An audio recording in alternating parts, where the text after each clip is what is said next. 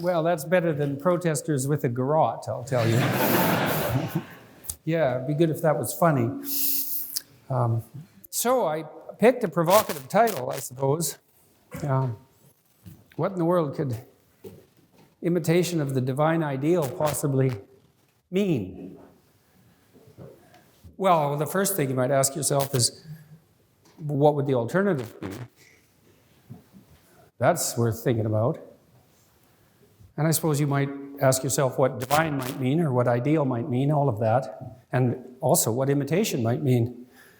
I came about the ideas that I'm going to relate to you by a variety of routes. Conducting investigations in a variety of disciplines. Scientific disciplines, to the degree I was capable of doing that, and inquiries into literary reality, because literature has its reality. I mean, not only its existence as literature, which is obviously real, but in what it portrays, which is very interesting because we all know that literary portrayals are fictional, and we all know that fiction isn't true. But we all know that literature is true, and deep literature is particularly true, and so that seems to pose somewhat of a problem. I came to the ideas that I'm discussing too because I noted the emergence of a problem across multiple disciplines, and it's a very serious problem. In fact, I would say it's a problem so serious that it took 3.5 billion years of evolution to solve. And that would be the problem of perception. You know, the world is given to us in our perceptions, and we confuse the world that we perceive with the actual world, and we have to because we're stuck with our limited and ignorant perceptions. And so it's necessarily the case that we bump up hard against the underlying reality that those perceptions are trying to represent. I read a paper in the MIT Handbook of Cognitive Science a while back. It wasn't the first place I'd encountered this idea, but it was stated pretty briefly, and so it's a good way of laying out the problem. The problem is really one of interpretation, and it bedeviled artificial intelligence researchers who were attempting to produce functional robots that could operate in real-world environments. And you'll note we have none of those yet, although we are getting much closer. It bedeviled cognitive scientists and psychophysiologists who were trying to understand visual perception, which turns out to be complicated beyond comprehension. I mean, we devote about half our brain, it's really more than that, to just seeing. And it's interesting to contemplate why that might be if the world, in some sense, is given and composed of self-evidently apprehensible objects. Which it's not at all. And the problem also emerged in literary criticism, and interestingly enough, its emergence there sparked, I would say, the culture war that we're all engaged in at the moment. And so this is not a trivial problem. And the MIT researchers that I described, Medin and Aguilar, said, it is possible to categorize a finite number of objects in an infinite number of ways. And you think, well, that doesn't sound like too serious a problem. But it's actually a really serious problem because it means that any snapshot of reality, let's say any visual snapshot of reality, certainly any conceptual snapshot of reality, like a book, is subject to an unending number of potential interpretations. And we could perhaps quibble about whether that's actually infinite, but I don't think that's really matters. There's all sorts of mathematical discussions about the true nature of infinity, and that's not the point. The point is there are lots of them, way more than you could ever sort through. And so how do you do it? And how do you do it in such in a manner that really makes it simple in some sense? Because there's the step, and there it is, and I walk down it, and no problem, except, like I said, it took 3.5 billion years to evolve the platform that made that perception possible. And so if it took God himself, 3.5 billion years to manage it, then it's a rather difficult problem to solve. So I started studying cybernetics, neuropsychology, animal behaviorism, literary theory, psychoanalytic theory, existential philosophy, biblical studies, physics to a limited degree, evolutionary biology, evolutionary psychology, measurement theory, construct validation theory, all these different diverse domains of inquiry, trying to triangulate this problem, although more than triangulate because I was using more than one reference point. It's a good method by which to proceed. If you can find an answer that manifests itself in multiple historically detached disciplines simultaneously, it's some evidence that that idea is valid. You do that with your senses. You have 5 senses. If all 5 senses, which are quite qualitatively distinct, point to the same thing, then you can be reasonably but not certainly sure that it's there. By reasonably but not certainly, I mean, if that was all there was to specifying the objects of perception properly, we wouldn't have to talk to each other and find out what other people think. But we do, because even with that quintangulation, let's say, we still orient ourselves unreliably in the world. What I found, and I suppose this came out of my studies of cybernetics and the analysis of how animals, particularly rats, form memories and how they orient themselves in a maze, in a spatial environment across time, which is what we do. The world's a maze, and we orient ourselves through it, and it's very germane to this. And an analysis of narrative at the same time. And I realized that the rat researchers who were talking about how animals navigate through a maze, and the cybernetic engineers who were building machines that could move, like anti-missile missile systems, which can track a goal and then orient towards it and self-correct, quasi-intelligent systems, they're all really pointing to the same underlying solution to the problem of perception. And it was a solution that required embodiment, so that was very interesting. And that really became obvious, I would say, among robotics types by the early 1990s with Rodney Brooks at MIT, who invented the Roomba, by the way, which I know it's just a vacuum cleaner, but, well, actually it's not, because it doesn't fall downstairs. And that's pretty good for, a vacuum cleaner. He was one of the first robotics engineers who really proposed that there was no solution to the problem of perception without embodiment. And that's quite the claim, It's really quite the claim. And it's partly because to understand something is actually to map it onto your body, literally. And so that sense of understanding we have when we say that we understand, which is a weird phrase, weird word to use to indicate deep comprehension, to understand, It means that we can use that to govern our perceptions, and we can use it to structure our actions. And so we feel we have a grip on it then. We have a grip on the world. We understand it. And we have pragmatic problems to solve in the world constantly because we're alive. And so having a grip on things, getting a grip, which is what you tell people when they get upset, right? Get a grip. It's like, why grip?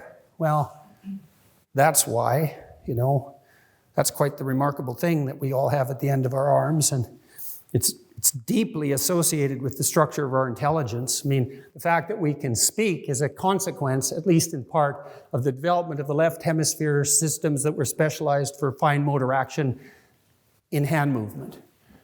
And so that's why there's also so many sign languages, and I suppose to some degree why I talk with my hands like a good Italian, and I'm not Italian. So the basic cybernetic frame was something like starting point, goal, self-correcting process.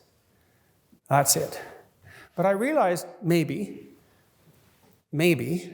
that the semantic description of that structure was a story.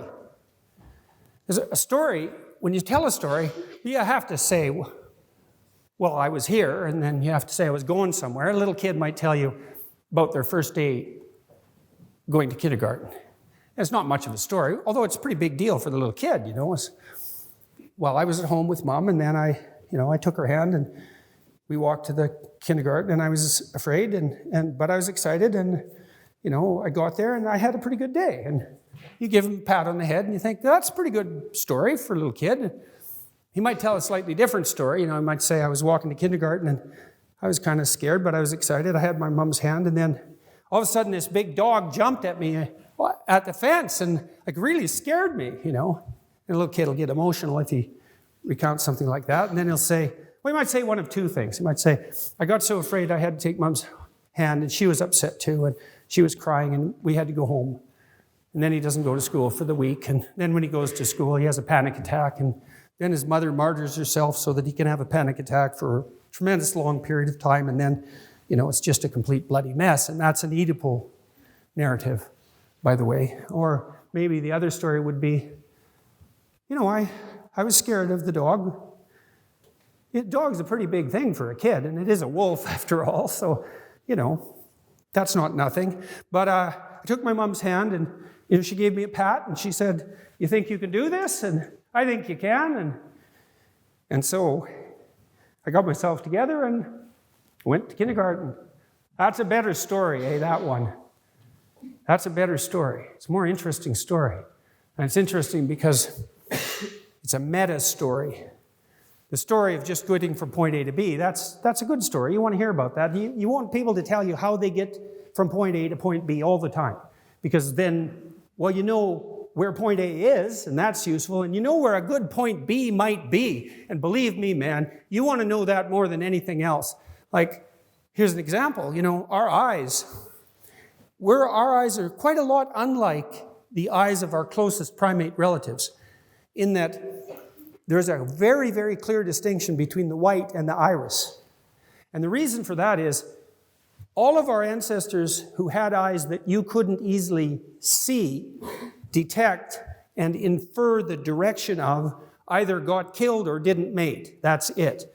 And you might say, well, why do we care? It's because, well, when you look at someone, you look at their eyes. Why? Because you want to see where they direct their attention. Why? Because you want to see what they value. Why? Because you want to know what to value. And that's a pretty inexpensive way of doing it. And it's so deeply rooted in us that social psychologists, perhaps this was an experiment that replicated, although probably not, would run experiments where one of them would stand on a corner and just look up and then wait. And if it was a busy corner, soon someone else would stop by them and look up. And then there were two people looking up, and well, two people were looking up. There's got to be a reason for that. They're expending extraordinarily expensive cognitive resources looking.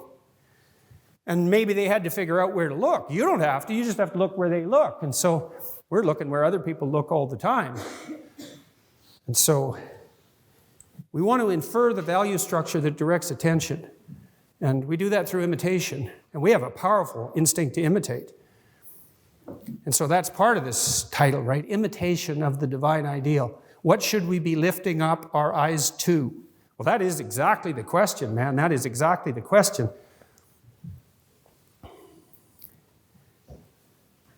So to make a machine that can operate something like a living organism, engages in goal-directed behavior, it has to operate within this roughly cybernetic frame. The neuropsychologists found out that that's how our emotions work. At about the same time this was being worked out by the cybernetic theorists, Norbert Wiener got there sooner, because I think he wrote in the 30s. And he was the first person to outline the cybernetic scheme. But Jeffrey Gray applied that scheme to the analysis of emotions in a book in 1982 called The Neuropsychology of Anxiety, which is really a book about how we handle entropy. And that's a big deal, man. That's like the big deal. And Gray pointed out, this is a very biological viewpoint too, by the way, that our emotions themselves operate from within this cybernetic/narrative framework. And so, for example, and this happens, it isn't object, perception, evaluation, emotional response. It's like the emotional response is part of the perception. The eyes map right onto the emotional systems. They map onto all sorts of direct motor output systems. And there's no way of distinguishing motor action from perception. There's no pure sensation without motor action. If your eyes ever stop moving completely for even, I think it's 1/10 of a second, because they're shaking back and forth all the time involuntarily, you immediately go blind because the cells exhaust themselves. So there's no perception without action, which is very interesting. So that means there's no perception in the absence of motivation, which is also extremely interesting if you start to think that through. So if you're moving towards a goal and you see an obstacle, that produces negative emotion. And if you're moving towards a goal and you see a clear pathway or some things that will facilitate your movement forward, you feel positive emotion. So that's pretty cool because you can map on the approach avoidance structure of all animal movement onto the emotional system in relationship to the pursuit of a goal. It's a really interesting way of understanding emotions. I mean, there are diverse positive emotions, flavors, and there are diverse negative emotions, flavors again, but they're all rooted in these fundamental underlying systems, negative and positive emotion, which, by the way, your variability in the sensitivity to those emotions also constitutes the two most cardinal elements of your personality structure. There's 5 of those, but that's 2. Extroversion, positive emotion. Neuroticism, negative emotion. And people vary in their sensitivity to the sight of obstacles or the joy they take in the sight of facilitators or clear pathways. And so I read a paper yesterday showing that, if you show people a picture of a hill, before you give them a sugar drink, they think the hill is less steep than they think it is after you give them the sugar drink. So it's direct mapping of metabolic capacity onto a walking up place, which is what a hill is, because you think a hill is an object and you infer the walking up place, but it isn't. The hill is a walking up place and you infer the object. And so the claim I'm making, the fundamental claim, is that the framework within which our perceptions themselves are structured, so you could say the raw sense data of the empiricist, which does not exist because there is no raw sense data, first, and second, if there was, there would be so much of it that we wouldn't know what to do with it anyways, and so that doesn't solve the problem. All of that's interpreted from within a narrative framework. And that means from within a framework of value. And so why would I say value? Well, if you want to go from point A to B, why did the chicken cross the road? Because it thought the other side of the road was better. Unless it's a daft chicken, and that's a possibility, because it's chicken after all, or they're smarter than you think they are, but why do you go somewhere that you're not? Because it's better than where you are. Unless you're aiming down, and then maybe you want to go somewhere worse, and you want to take people with you. But other than that, generally speaking, you're aiming up.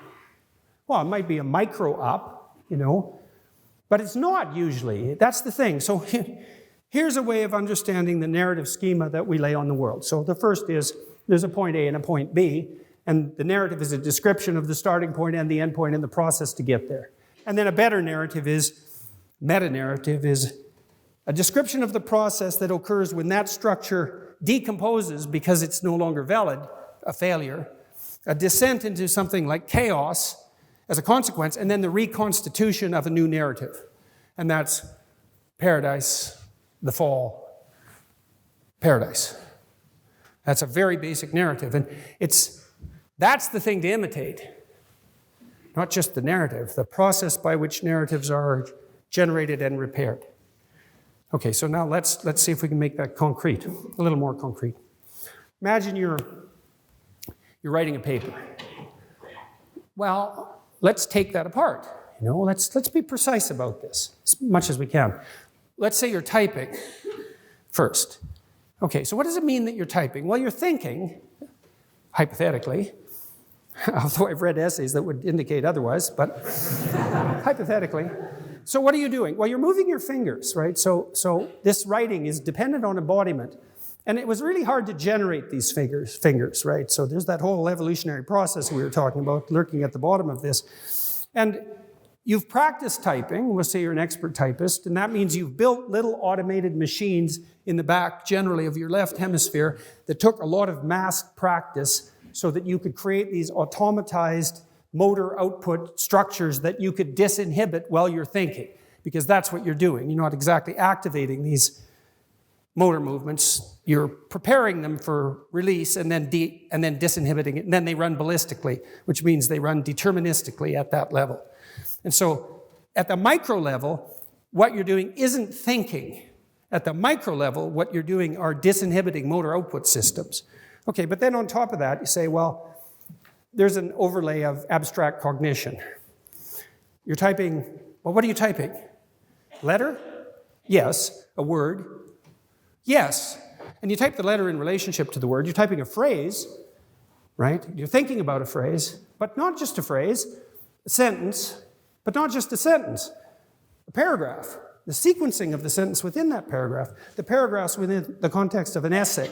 And maybe if you're writing a book, then the essay in relationship to the book. You're doing that, all of that at once. And so that's a series of nested narratives. So a cybernetic motor schema at the bottom, and then narratives. Because I could say, well, why are you typing the letter? To type the word. Why are you typing the word? To type the phrase, to type the sentence, to type the paragraph, to complete the sequencing of paragraphs, to write the chapter, to write the book. Why are you writing the book? Well, let's say you're a scientific researcher. You're writing a book about animal cognition. Why are you doing that? Well, maybe you're a professor, researcher, scientist, teacher. Well, why are you doing that? Well, maybe you're a good citizen, Maybe you want to mentor people. Maybe you want to make the world a better place. Well, why are you doing that? Because you're imitating a divine ideal. Well, what do I mean by divine? Well, I mean supraordinate or deep. You can look at it either way. Well, why divine? Because that's how you experience it. It's not a proposition. You might say, well, what does that have to do with divine? The divine? Well, have it your way. Use whatever word you want. Deep, profound, superordinate. It doesn't matter. It's all in the same semantic space. I think divine is more accurate, partly because for us to conceptualize that supraordinate narrative, we've relied on religious imagination fundamentally, because we had to use our religious imagination for centuries before we could specify the nature of the supraordinate narrative container precisely enough to start to propositionalize it. And so when you go into a Byzantine cathedral, let's say, and you look up at the dome, the Byzantine cathedral is a cross, right? That's not an accident. The cross, in some sense, is the specification through architectural symbolism, the dramatic architectural symbolism, to place you at the point of maximal suffering. Or is it something else? Well, we'll go with that. And people put a lot of work into these buildings, This was no trivial enterprise. And then you look up and there's a great dome on the sky. And then you see the image of the divine word embodied against the sky. That's an indication of the superordinate narrative. Then you think, well, what does that mean practically? Well, that's a good question. You might also ask yourself, what does the dissolution of that mean, and what does antipathy towards that mean? Those are all useful questions. I came across many of these ideas because I was trying to understand the action of individual concentration camp guards in Auschwitz. And I was trying to understand what I would have to be like to do that. And that isn't something people usually do, because they assume if they were in Nazi Germany, they'd be like, Schindler. It's like, no, Schindler was like Schindler. There's like one of him. That isn't what you would have been like. In all likelihood, you would have been willfully blind or participating. And you think, not me. And all that means is if you think that, then definitely you. So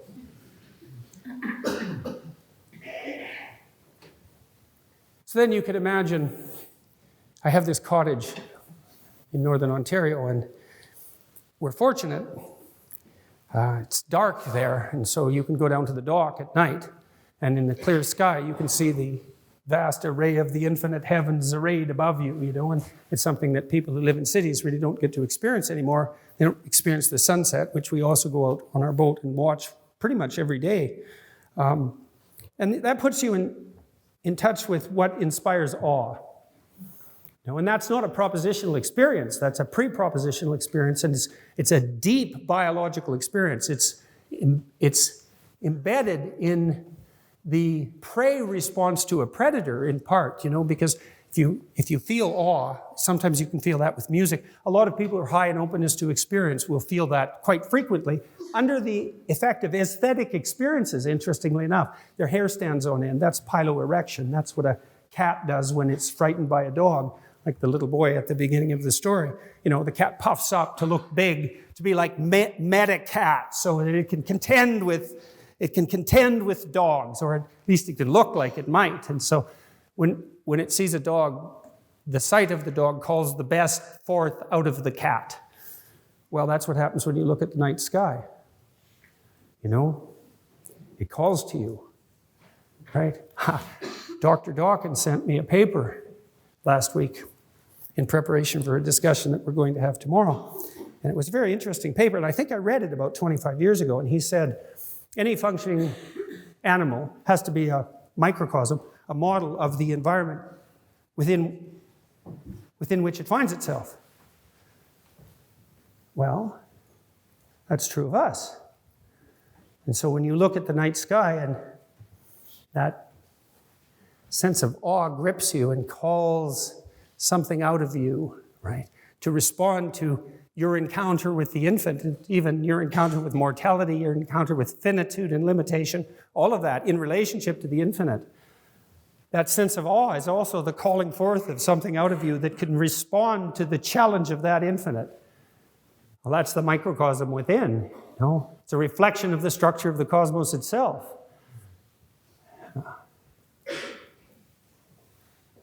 That's the divine ideal. And we either imitate that, or we fail to imitate that, or we pursue the opposite path. Those are the options, And it's given our technological power and our capacity for wholesale atrocity, it's time we woke up and realized it. Thank you very much.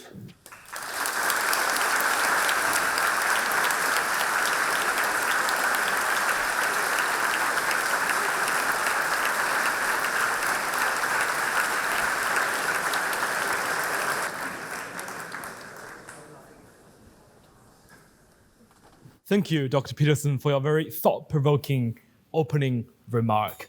As we agreed, we'll try to get many questions in as possible as the limited time would allow. But I thought I would take the chair's privilege to kickstart our conversation. Do you ever feel some of your useful and insightful observation, thinking, and work have been obscured by the more controversial part of your work?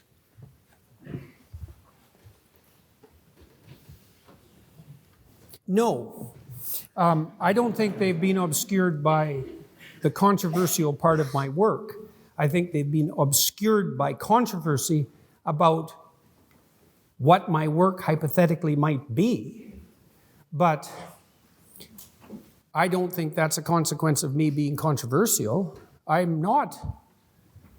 Certainly don't aim at being controversial. People take umbrage at some things I say. So, for example, if I say, some of the differences in temperament between men and women appear to be biologically rooted, and one of the sources of evidence for that is that in more egalitarian countries, those differences get larger rather than smaller. Well, people hop up and down and have a fit about that, but that's not my problem. It's not because it's controversial. Well, how is that controversial? Our men and women are not exactly the same. I mean, first of all, on average, and you may have noticed this, women are slightly shorter than men. Well, is that controversial? Well, if that's a social construct? Well, it's not funny. It's not funny. That's sexual dimorphism.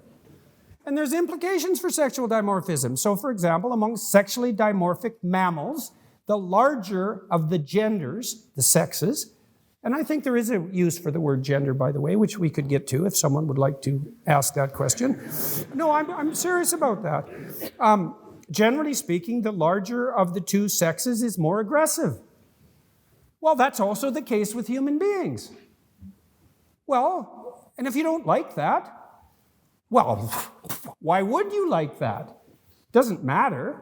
It's still the case. And you might say, well, if we transformed our society along more egalitarian grounds, that difference in aggression would go away. It's like, no, it wouldn't. It gets bigger. And then you might say, well, that's weak science. And then I would say, well, compared to what? Because compared to almost all social science that has ever been published by anyone anywhere, it's not weak science. Compared to your hypothetical utopian perfect science, then it might be weak, but go ahead, man. Publish some papers. So now what the obscure, let's say the cloud surrounding my work, I suppose, is generally generated by people who've never listened to anything I said. Now and then I read something that's been written about me and I think, I don't know who in the world they're talking about who has those beliefs, but it's not me. The people are fighting with a figment of their imagination. And I've seen unbelievable manifestations of that. Like it's got absolutely preposterous. I mean, I don't know how many of you know this, but this is the most preposterous thing that ever happened to me, I think. And that's a long list of things, let me tell you. In April of this year, a leftist intellectual in the United States who also happens to write comic books for Marvel. Well, I like Marvel comic books, by the way, and I like the mythology in the Marvel movies. The comic book publishing end of Marvel has got a little woke recently, but they'll be punished by the market for that, so it won't last long. Ta-Nehisi Coates parodied me in a Captain Marvel comic as Red Skull, who's like the magical satanic figure at the basis of the Nazi universe in the Marvel fantasy cosmos. I found out that on Twitter. Someone sent me a picture. I thought this has to be photoshopped. But no, it's like, I don't know who I am, man, but I tell you, I'm not Red Skull, the magical super Nazi.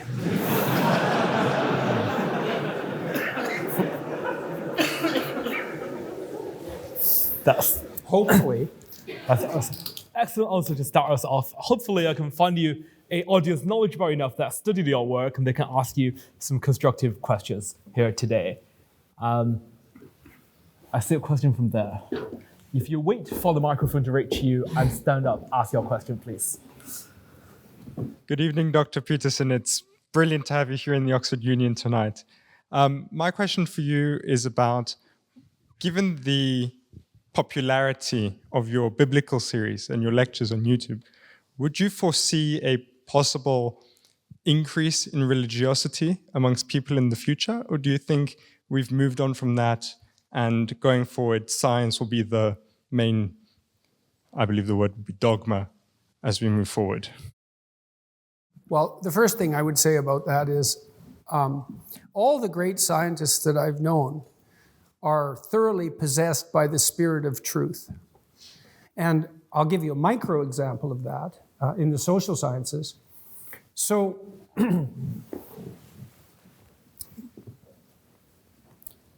most social scientists, particularly psychologists, and so these would be research-oriented scientists who are dealing with data and who have to use statistical techniques. Now, when you first encounter statistics, you sort of think about it as a magic device to extract truth from data. And it's not. It's more like a surgical tool. Some scientists will take their data and then they'll farm it out to someone to analyze this. It's like, just find the truth, in this.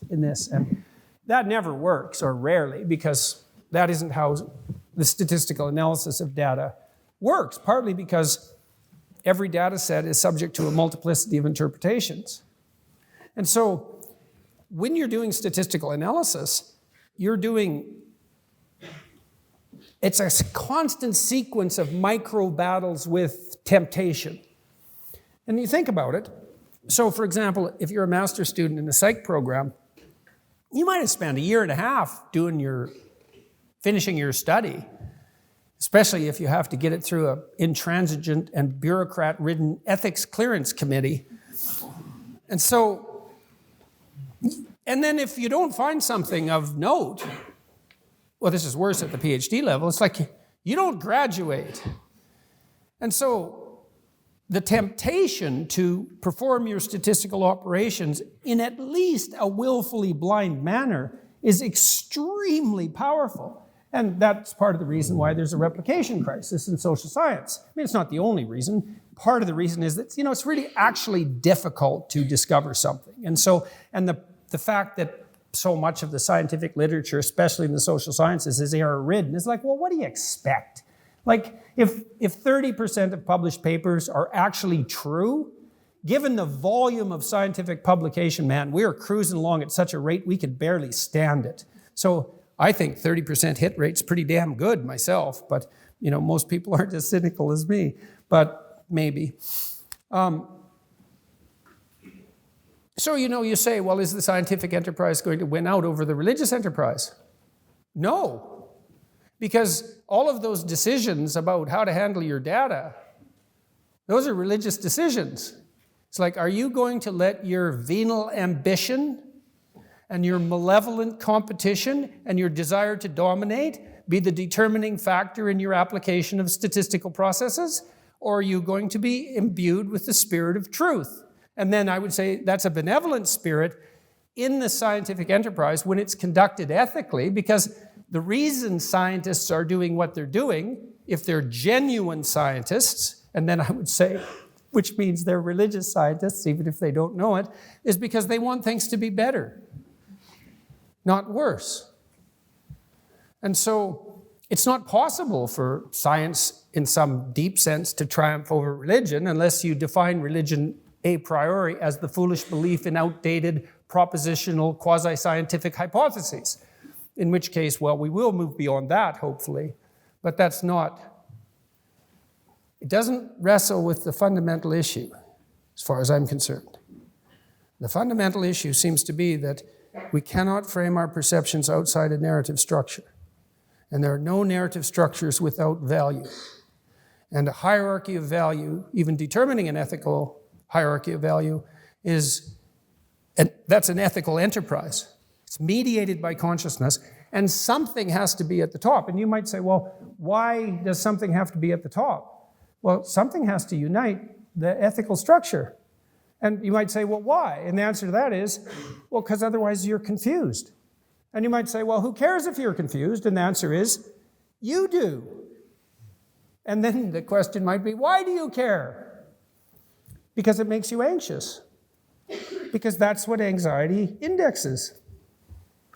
And you might say, well, why is that a problem? And the answer is, well, it's psychophysiologically costly. And if you're anxious long enough, not only will you be miserable, you'll die sooner. And we don't have to pursue it any farther than that because, well, for obvious reasons. These things are tied to the body. They're tied to the real world. And you pay a price for internal ethical disunity. And no one likes that. And partly that's because if you're not unified in your orientation, you don't know what to do. And you might say, well, that's not a problem, just do nothing. It's like, well, no, because you can't. And second, it's very disorienting, in the most fundamental sense, not to know what to do. If you meet someone and you don't know what to do around them, that's not nothing, that's extremely uncomfortable. This is partly why people don't like to have their beliefs challenged. If you challenge a belief successfully, especially a deep belief, and we can define deep, a deep belief is a belief upon which many other beliefs depend.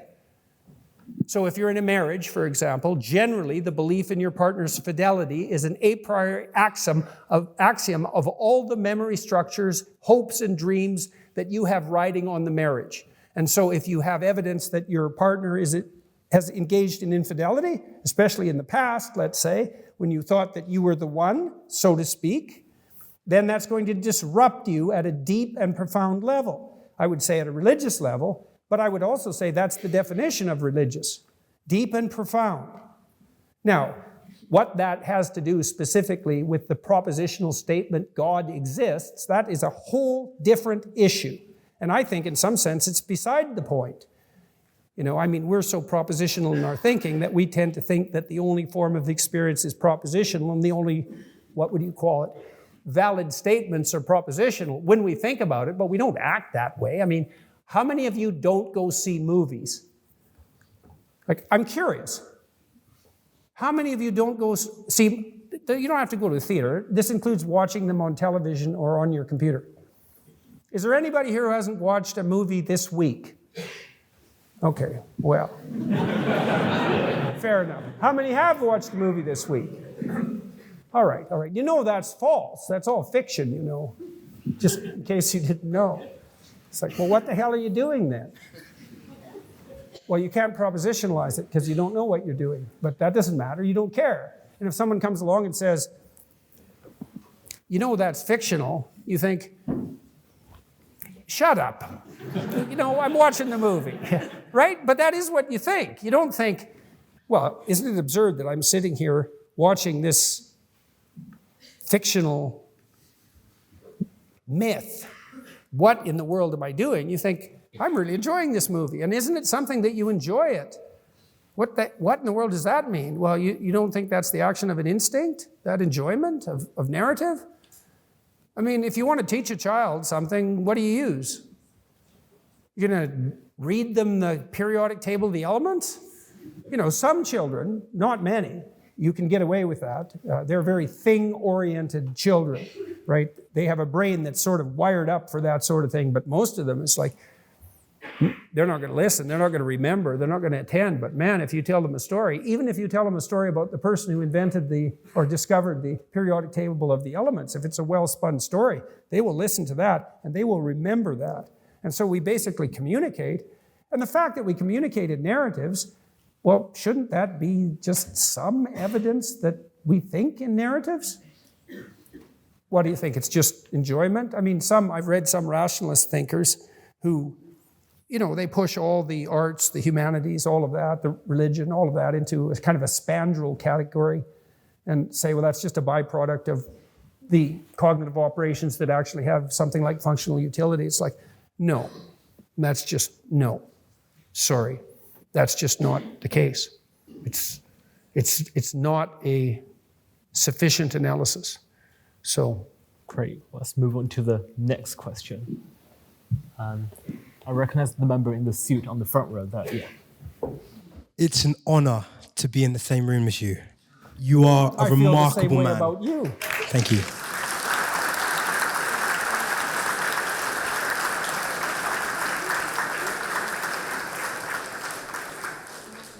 Pardon me in advance. I feel as though this might be a bit of a messy question. I'll try my best to simplify it.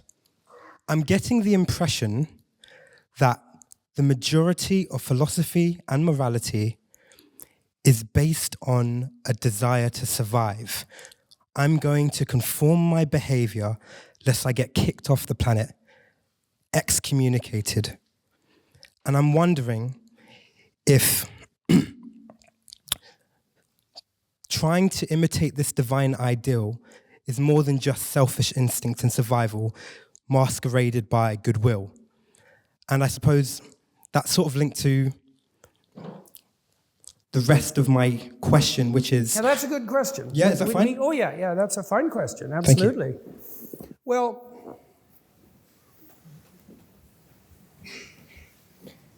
the notion that our morality is linked to our desire to survive I'm perfectly fine with that. The devil's in the details to some degree. I mean, one of the fields of endeavor that I've been particularly struck by is the work of people like Frans de Waal. And Frans de Waal has written a series, and also Jaak Panksepp.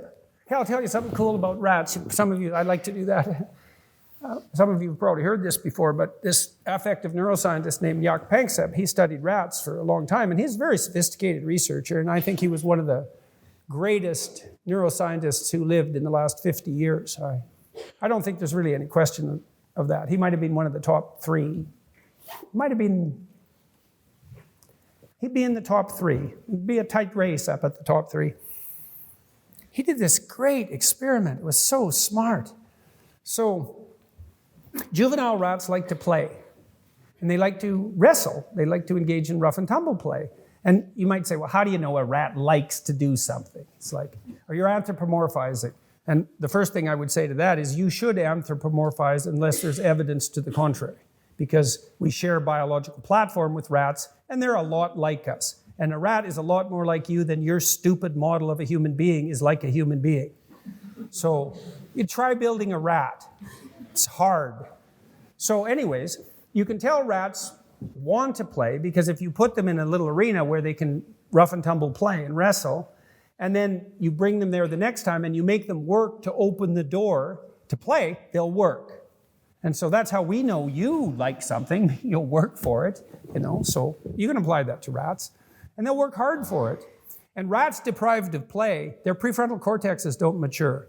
And they're kind of hyperactive, which might tell us something about boys in school, but we won't go into that. If you take a rat of the same age as another rat and you put him in a play area, but the other rat has a 10% weight advantage, the big rat will pin the little rat. And they actually pin each other, pretty much like dogs do when they're wrestling. Well, they don't pin quite as much, but humans certainly do it. And pin means dominance, or that's one interpretation. You only make that interpretation if you think that the hierarchies that rats live in are dominance hierarchies predicated on the expression of power. And we all kind of think that because we use the term dominance hierarchy. But, that's a political term as well as a scientific term, and it's predicated on the notion that the fundamental basis of hierarchical structure among mammals and other complex organisms is power, and that's wrong. It's not just wrong, it's corrosively wrong.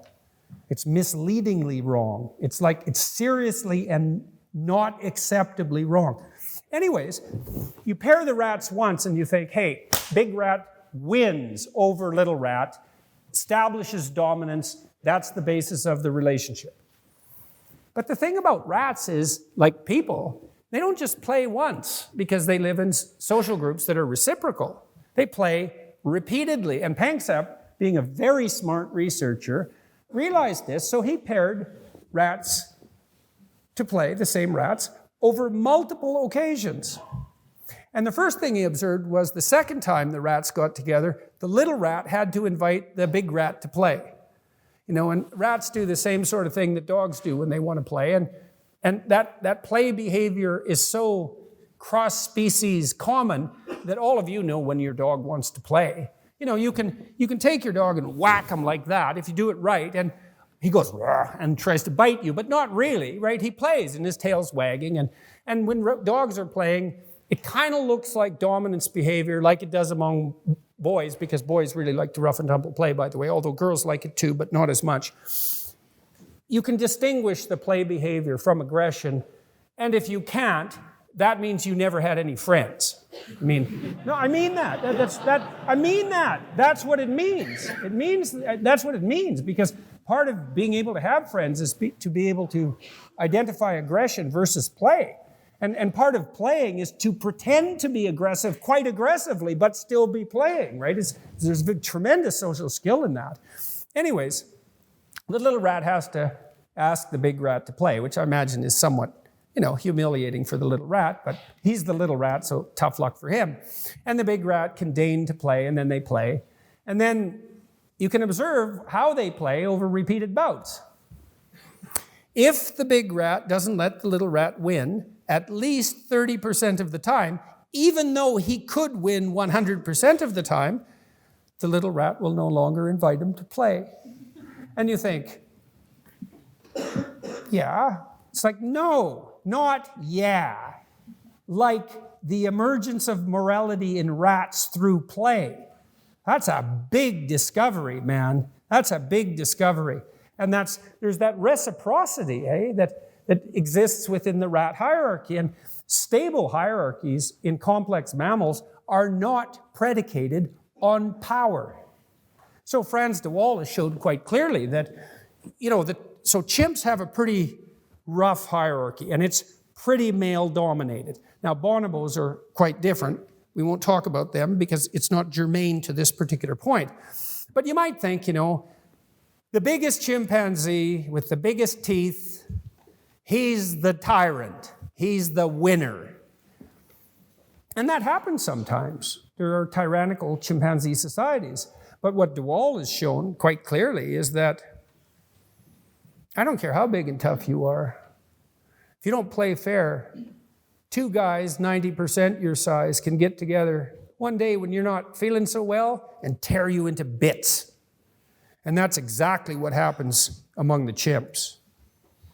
So tyranny, that can be a route to dominance. It can even be a route to sexual access, because it is the case among chimpanzees that males who are higher in the power hierarchy are more likely to father offspring, not because the female chimps choose them, because female chimps aren't choosy, unlike human females. It's a profound difference between the two species, but because that more superordinate male chimps chase the subordinates away.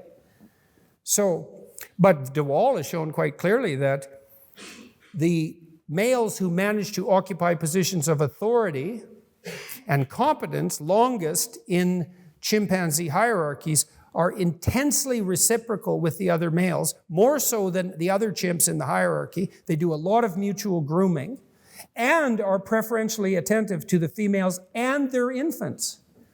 And so even among chimps, and chimps can be damn brutal, right? Jane Goodall discovered, I think it was 1975, another landmark in late 20th century science, that, and this was a real blow to the social constructionist utopians.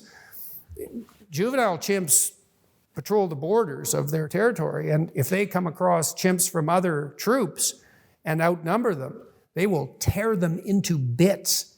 And chimps are unbelievably strong, and it's unbelievably brutal. And so Goodall basically discovered that chimps have the human the equivalent of human tribal warfare.